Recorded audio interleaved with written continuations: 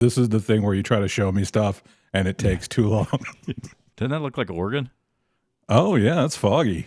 Yeah, I could barely see in front of me. Oh, I did figure out why. Good job taking photographs while driving, though. That's probably safe. It's a road where you're going like 35. Plus, you it's foggy, so you can't see anybody. You didn't see me? A, it's foggy. B, I'm taking pictures for a podcast. It's all in Bourbon's fault.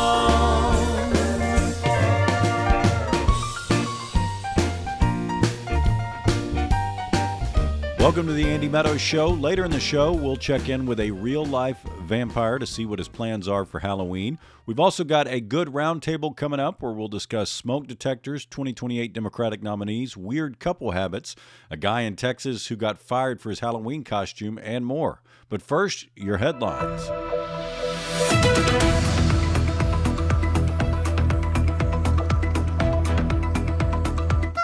Would you wait until marriage to smooch? A Texas couple has gone viral for saving their first kiss for their wedding day. The couple said they experienced great anticipation leading up to the moment they could finally kiss. It's one thing to wait on the other stuff until marriage, but waiting to even kiss is absolutely insane. You don't want to find out you're with a tongue darter or way too open mouther once you've already locked it down. I'm also assuming there was some apologizing being done later in that evening as well. Multiple deadlines loom over shutdown talks. The U.S. government shutdown is nearing its month-long mark, with SNAP benefits slipping away November 1st, the future of Head Start uncertain, and Obamacare subsidies expiring. But on a brighter note, construction on a 90,000-square-foot ballroom nobody asked for continues uninterrupted. Travis Kelce celebrated his 100th touchdown with a dance paying homage to his fiancée Taylor Swift's song Fate of Ophelia in the Chiefs' dominating win over the Commanders Monday night. He was originally going to dance to her new song Wood, but that definitely would have drawn a flag. 15-yard penalty on the defense for reminding everyone at home that he's packing. Hurricane Melissa burst through the Caribbean like a drunken sorority girl on spring break, leaving a path of destruction in Jamaica, Haiti, and the Dominican Republic. With winds peaking at a fierce 185 miles per hour, Jamaica especially took a pounding before Melissa was downgraded to a Category 3 on her way to Cuba, where she'll likely do tens of dollars in damage. Justin Bieber shared some delivery room drama. On a recent Twitch stream, the pop star opened up about tension that arose between the Biebs and his wife's doula while Hailey Bieber was giving birth to their son, Jack Blues Bieber. Cool name, by the way. Bieber expressed concern that the doula was sidelining him during such a critical time, leading to a clash between the two. Always a good idea for the husband to cause additional drama during childbirth. Our role is simple. You hold their hand, go fetch anything they ask for, and try not to look down too much. Those are things you can't unsee.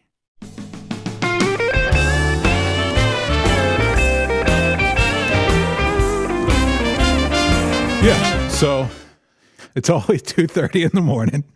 Smoke detectors never start beeping at 5 o'clock in the afternoon. Yeah.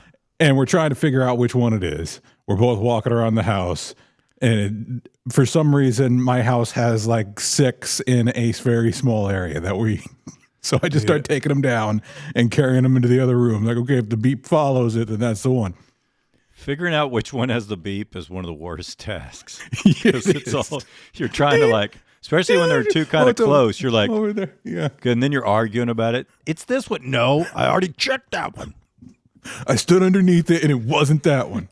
So I just started taking them down. So I have all the smoke detectors in the house are on the floor now in the other room, and it's still going.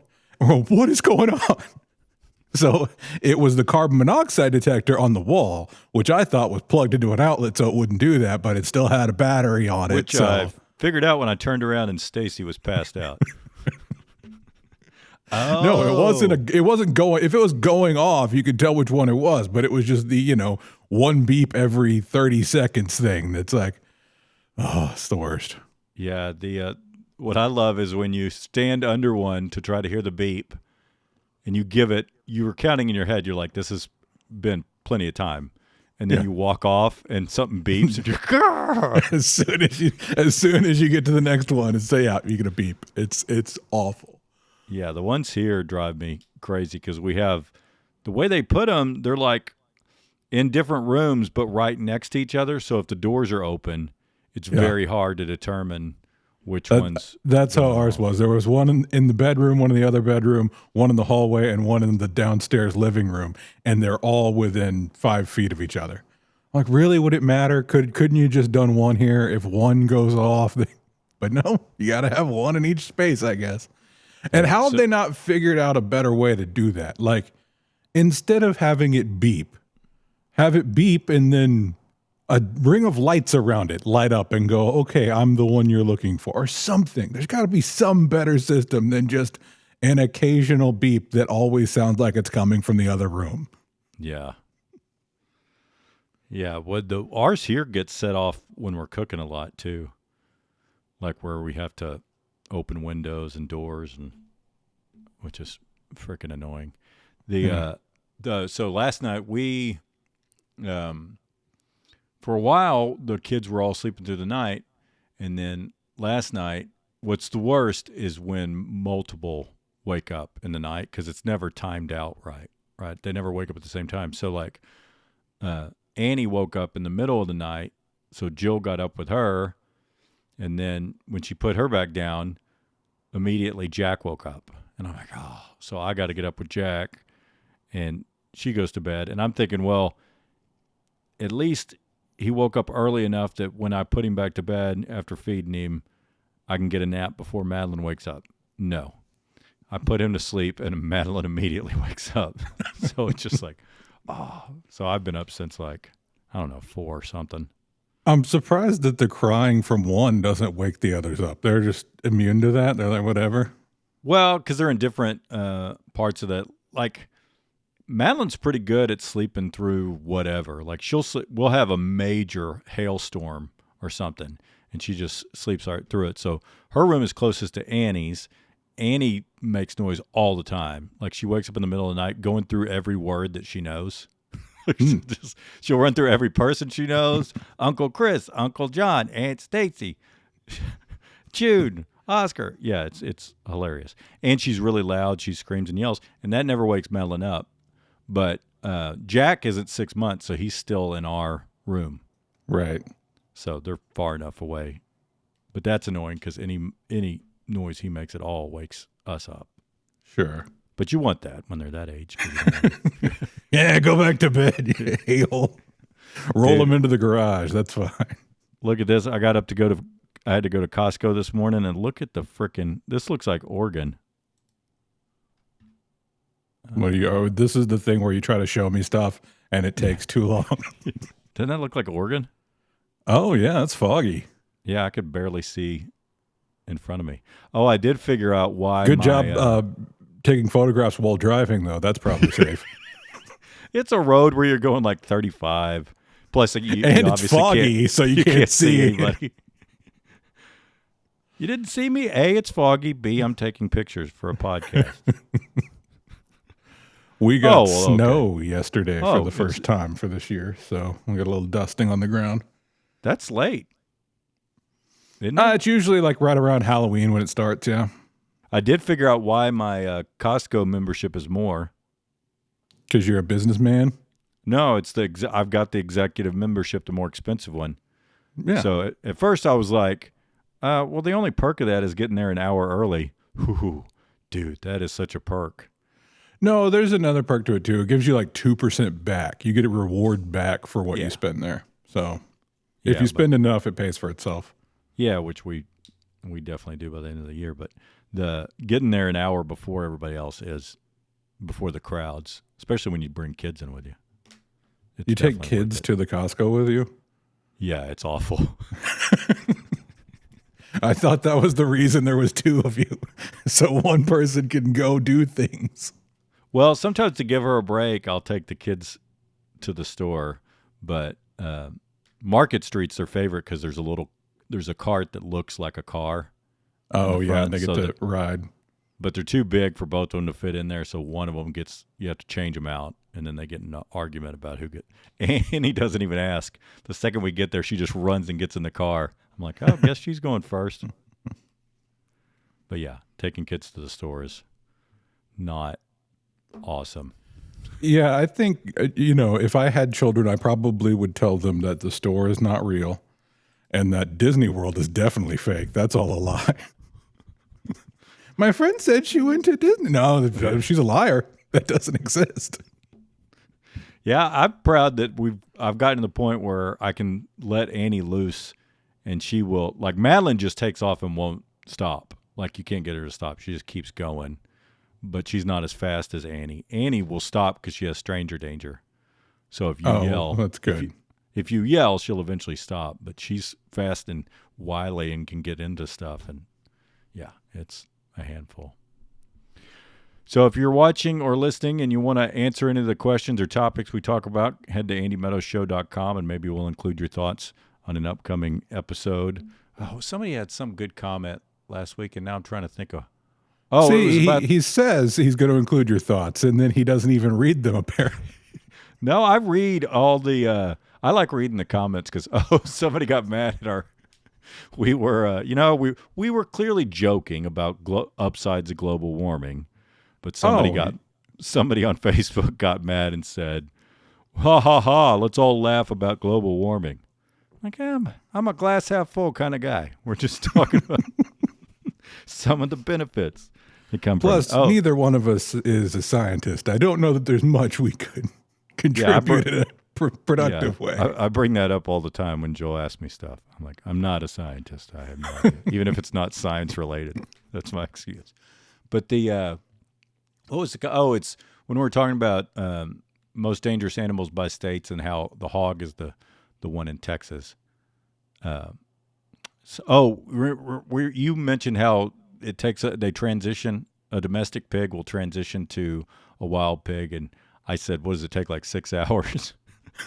And the guy said it takes 6 weeks, I think is what he said. That's a pretty fast change, though, still. 6 weeks? 6 weeks. I was expecting to completely change your nature and composition. They got to blend in, man. Are we doing a trans rights thing now? Is that? No, you can't. Because 6 weeks is a quick transition. Let me tell you. You got to be more than 10 minutes into a podcast before you mention that. By the way, that's the YouTube rules. No, you would think you got to fit in with the pig gangs. You would transition quicker to that than that to being a wild pig. Because that's the deal. They can't spot you as a domestic pig. Oh, no. Then you're bacon. Yeah. Bacon. You're in trouble. Oh, so... you would think like the first week or so, the pig's like, surely I'm going to find my way back to the slop. So they're not going to immediately change. But I like it that people answer our dumb conversations with real facts and real information and tell us. They're educating you, and then you're like, oh, I read something. Let me remember what it was. Because I'm one of those psychos that reads every comment. That's it. Because I kind of like it when they're mean. You're asking for it now. Whenever I play gigs, roast me. I used to stand by the door, like at an earshot, and listen to what people say when they come up to pay for a ticket. Because a lot of times it's like, I ain't paying $20 for this douchebag. And I don't know why I find that hilarious, but I think it's funny. All right. You can now bet on who will be the Democratic presidential nominee in 2028. Seems already, man. I know, 3 years out.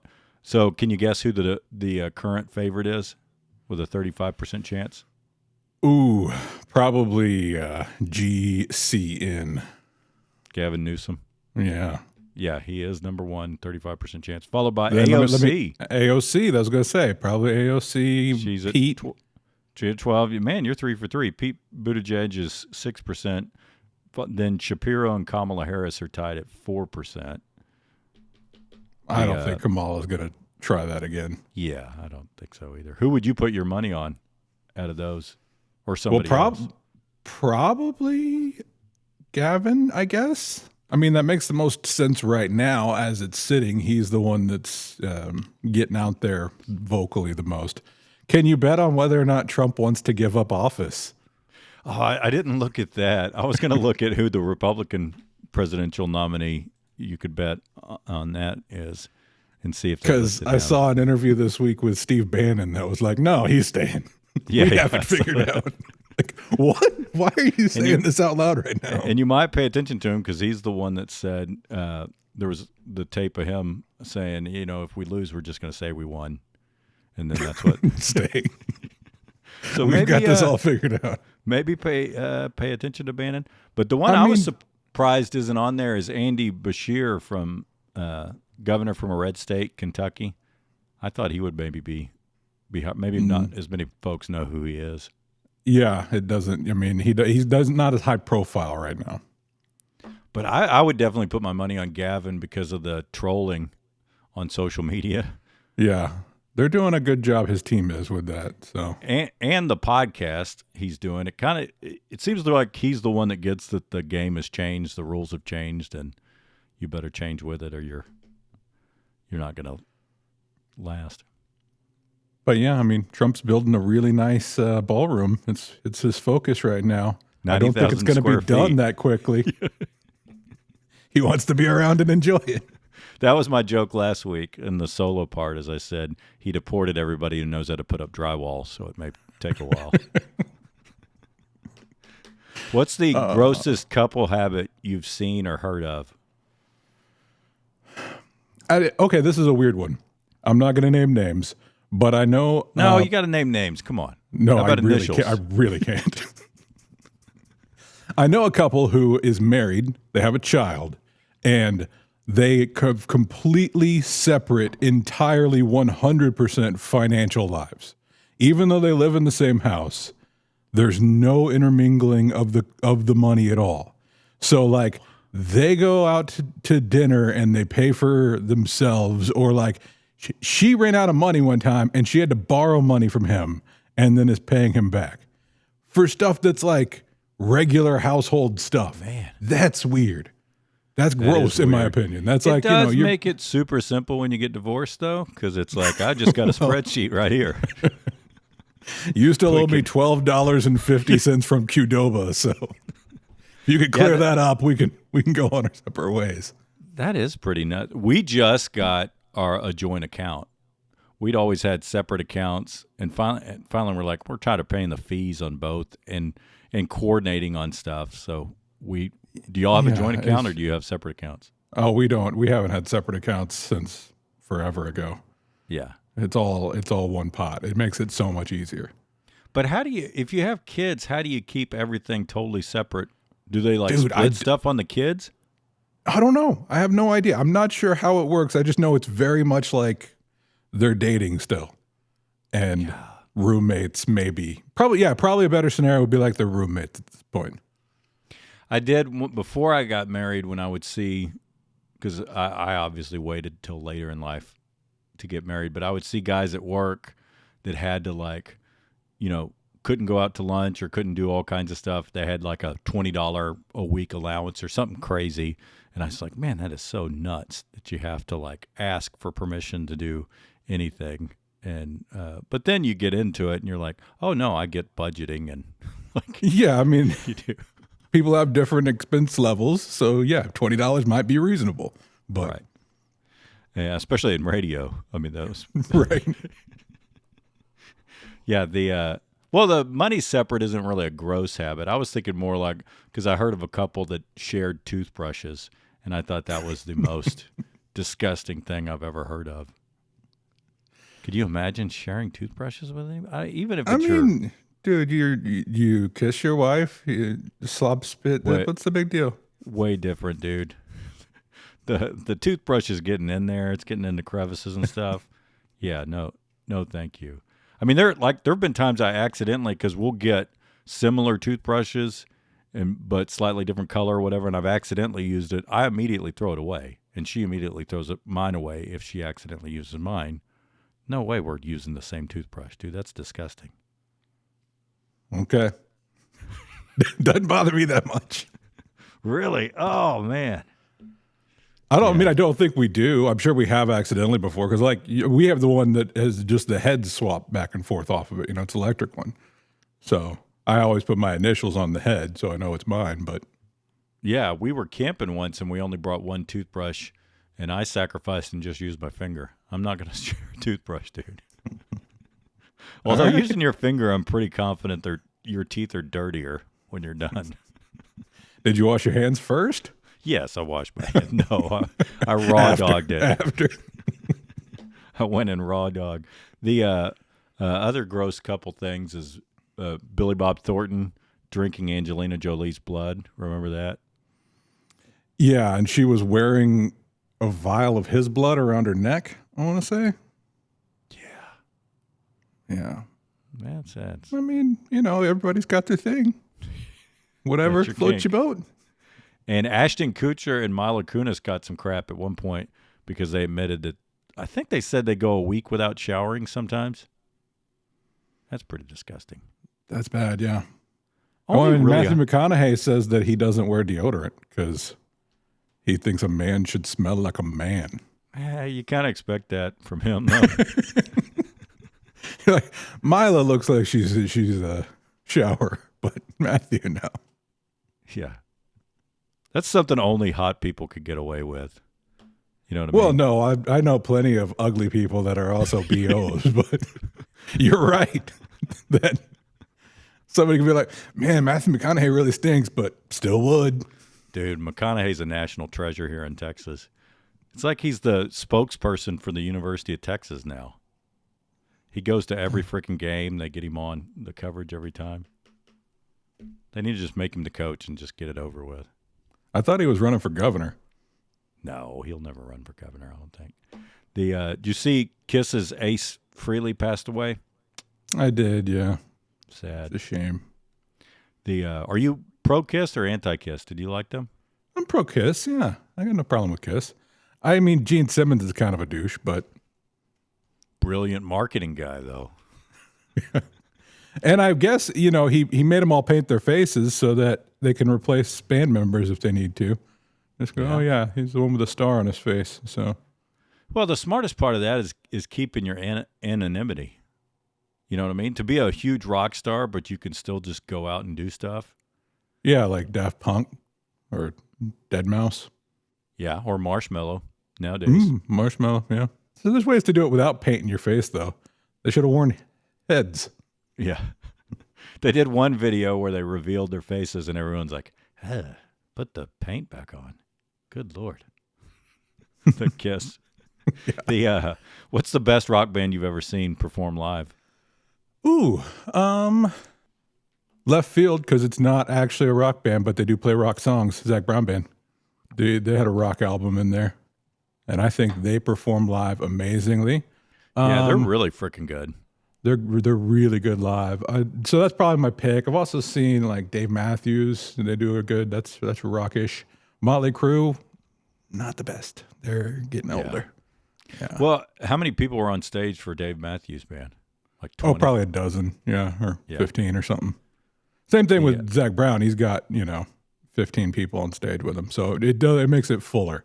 When you got the four guys that are been doing this for 60 years and they don't really give a crap anymore. Yeah, it's just a cash grab. I saw Aerosmith here in DFW, and they were there was a severe thunderstorm coming in. Yeah, and Steven Tyler was like, "We're not leaving. We're gonna rock this thing out of here."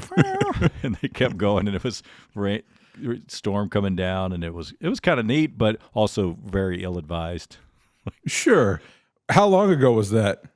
Oh, it was I was probably 25, so quite a while ago. Okay, so it was when 20 years they ago. could still rock it. I saw like some video of their Vegas residency, and it seemed like Steven was struggling vocally. Yeah, he kind of looks like looks like your aunt now, like just a random aunt. Grandma, yeah. He's there was a documentary on them, and he's a pretty phenomenal musician, and kind of to an annoying level because he's a concert pianist.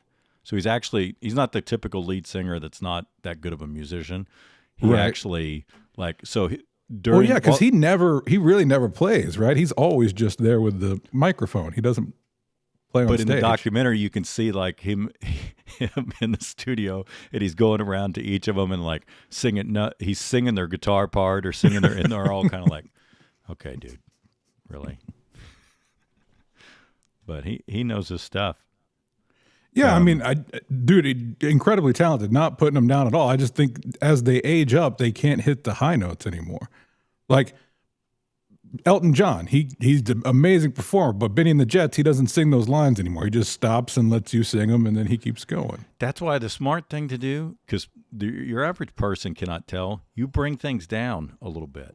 You just take it down a hair, and it's amazing how much a whole step a difference it'll make in you being able to hit notes, and the people in the audience can't freaking tell. Oh, that was a whole step lower. Nobody knows. Or there was a country singer. Somebody will be able to tell in the audience. No, you can't. You really can't. Your average person can't tell. But there was a country singer. I'm not going to say who because he was losing his mojo. And now you're telling me that at least give me initials, Andy. No, because I love this guy. I think he's great. But he was getting up there. So his deal is he would have. He had really good background singers, and the trick is he had one of them singing his pitch. Oh. And so he sounded kind of similar. It got really hard to tell, like that, because a lot of times in country, the verses are a little lower than the chorus. So when it would get to the high parts, he would kind of pretend like he was singing, and the other guy was actually hitting. They like crank the background guy mic up. Yeah. But at that point, you might as well just, actually use I guess he Milli Vanilli. Yeah, Milli Vanilli. What was your dream job as a kid? Do you remember? Oh, I was an actor in adult films. That's right. So you made that one come true. No, yeah, I did want to be an actor. Oh, that's right. I'll still do it. Yeah. What about you? You were good. To be a I am good. I wasn't. No, I think you probably lost it. But, ouch. No, I'm kidding. Yeah, it comes with age. Can't hit those high notes anymore. Because I remember because Rob was in high school. Rob was really good. He won state, best actor in state or something. Our mom's a drama teacher, by the way. But so I always thought of Rob being a great actor. But then when I went and saw you in college, I was like, damn, Chris is really good too. I forget what the role you were playing. Something where you had a lot of monologues. I don't remember what it was. I don't remember either. But yes, I did have the skill. Just not the stomach for it, I guess. Or that was like my challenge on musician is I just don't like being poor. And you have to go through. Yeah, it's hard unless you have wealthy parents. It's hard to. Well, like radio was always my backup gig in my mind while I did music. But then you start making more in radio, and you see all these musicians come in, and they're like eating beans and rice all day, and it just looks like a tough gig. And I'm like, I'm making a living doing this. Yeah. Yeah. Once you get to the level of comfortable, it's kind of hard to. Yeah, and I'm soft, and we all know that. So. But I wanted to be remember when I was a kid, I wanted to be a lawyer? Yes, very much so. I would wear Harvard sweater. I would wear Harvard sweater. I was such a nerd. And People's Court was my favorite show. I think that's why I wanted to be a lawyer, because of People's Court. And because mom got me a People's Court, a book that ran through all the cases. Or a bunch of the cases, and I read it cover to cover. So I would watch People's Court, and I could accurately guess the verdict 100% of the time because I'd read this. I knew how Judge was it Judge Llewellyn? No, Wapner. Doug Llewellyn was the reporter outside. 10 minutes of Wapner. It's Judge Wapner. Yeah. Yeah. But did make it through. Then I found out you have to go to school for 8 years, and you have to be considerably more intelligent than I am. You have to do a whole lot of work. Yeah, and I met a couple lawyers, and I'm like, no, I know some great lawyers. I'm kidding. But you could still probably do like a Judge Judy thing. You could do a Judge Andy show where you're the one making the I don't think that you have to actually be a lawyer. I'm pretty sure Steve Harvey has a Judge Steve show. What's the best or worst Halloween costume you've ever worn? Best is, I think one year I was a mummy and I was wrapped up with the gauze and then there was oatmeal coming through the creases, so it was really nasty. That was probably the best one. You put some work in for that. Yeah, oh yeah. That was when I was young. I was when Halloween was still like, oh my God, people are giving away candy. This is awesome. Yeah, Halloween's the best. And now, I mean, usually I'll put a hat on and go, look, I'm something else because I have a hat on. That's my lazy costume. As you get older and you're like, I'm not putting any effort, I would go as a slightly older version of myself. So I just wear my clothes and like salt and pepper my hair or something. Yeah. No one respected that. But speaking of offensive Halloween costumes, look at this guy that just lost his job in Amarillo. This is the time where Andy tries to make something come back up on the screen. I have to narrate it because he can't multitask. And if you didn't narrate it, I could cut it out in post, but that makes it a lot harder when you're talking over it. It's good. It's a good show. Okay. Red Bull and some iPods maybe, huh? Yeah, I mean, so he's, creativity. With his suicide vest, he's making Jaeger bombs, as you can tell. That's Jägermeister and Red Bull, a good drink. Probably not. So his mistake was he wore this to a company party. Probably not the. I mean, you're going to a friend's house for Halloween. Actually, nowadays you probably shouldn't even do that because all it takes is somebody snapping a photo. Well, that's what I was going to say. Like you said, he got fired over this. I just assumed because it got on Facebook. That's so much stuff. Where, once it gets online, you're getting fired for it, right, even though you're off the clock and not representing the company at that time. Yeah. So if you're going to wear a costume that offensive, then you have to ask for everybody's phone and put in the thing like they do at the Comedy Mothership when you walk in. Yeah, I saw some guy getting kicked out of a bar online, and he was dressed as a Nazi SS guy. I'm like, in this day and age, still, no. Yeah, but I assume if he has a job and they find out who he is, he's probably getting canned. Yeah. Yeah, you got to watch it with the costumes, especially if you're white. I mean, there's a limit to what we can do now when it comes to costumes. I am going to go as a ghost. That's my move. But the guy in the terrorist outfit, probably if you left off maybe you don't get canned if you leave off the suicide vest with the Jaeger bombs, but it's probably still. Well, no, I think, he went for it at least. It wasn't like. So you think if he had just showed up in the outfit without the vest and was carrying a gun, that was going to be cool? Because it wasn't, probably. Yeah, probably not. I think don't bring a gun to a Christmas or a Halloween company party, even if it's not a real one. Yeah, clearly that wasn't a real gun. Maybe. I don't know. I'm pro having a gun be a part of your costume. You got to really sell it, man. Yeah. So that guy lost his gig. One time I went as a. Remember what was those protests? Was it the 1%ers, 2%ers? The 99%ers? 99%ers. Yeah, you were way off. I was protesting the other side. Why are all these poor people complaining? I don't understand.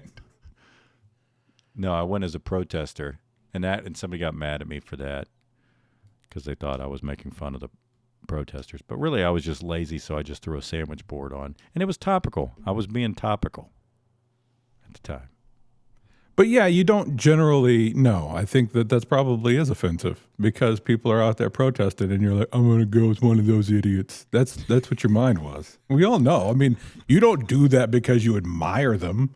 Like, I like what they're doing. I'm going to go as one of them. Not true. You don't think some of the people that dress as Travis Kelce and Taylor Swift for Halloween admire Taylor Swift and Travis Kelce? That's sometimes different. Sometimes your Halloween costume is an ode to that person. That's what that guy should have said. Hey, I'm just a big fan of terrorists. I just like the work they do, you know? I don't know if we can fire you more than we've already fired you, but you need to stop talking. We can make sure nobody ever hires you again. I wonder what the email from HR said. Do you just get fired mid-Halloween party? No. Or I'm sure they they wait let you till the finish next the party, and then they're like, "Hey, come on into the office tomorrow. We'd like to see you at 8 a.m." And then the boss is, crap. And he's like, "You had several Jaeger bombs. You know, if it was so offensive, maybe you don't partake in the Jaeger bombs."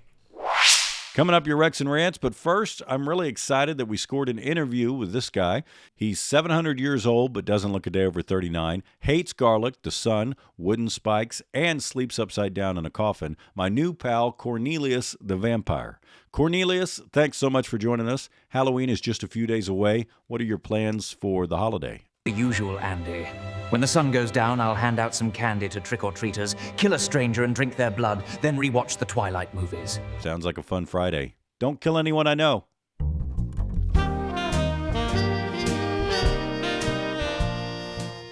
You got any Rex or Rants?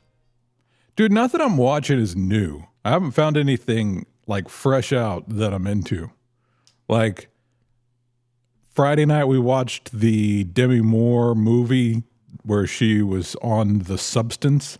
It's hilarious. There's so many things about it that are just really, really funny.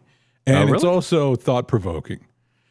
See, I wanted to watch that. Jill thought it would look stupid. No, I mean, there's parts of it that we were just laughing out loud, but on the premise of it that, you know, she just gets these drugs and it's like, okay, random guys giving these to me, let me start shooting up. But yes, it's hilarious and freaky, and she got nominated for an Oscar for it. So that surprised me, honestly. She's better than people give her credit for. No, she was good. It's just this movie is out there. It's an original idea, which you don't see much anymore. Yeah, but that's what helps you win an award, is doing something that's a little left of center. Yeah.